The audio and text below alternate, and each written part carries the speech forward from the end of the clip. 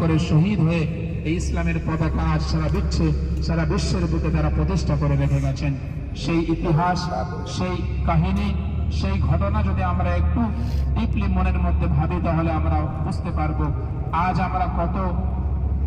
আমরা কত সুন্দর পরিষেবার মাধ্যমে এই উপযুক্ত গাড়ি, এসি গাড়ির মধ্যে বসে ঠান্ডা পানি পান করে কত আরামের সহিত আমরা এগুলো ভ্রমণ করছি, আমরা এর মর্যাদা কিছুই বুঝতে পারছি না।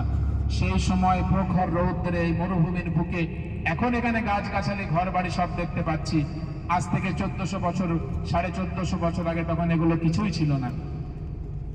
সেই সময়ের বুকে, সেই যুগে কত কষ্ট করে, এবং এখান থেকে মদিনা এখনো প্রায় 150 কিলোমিটার দূরত্ব আছে।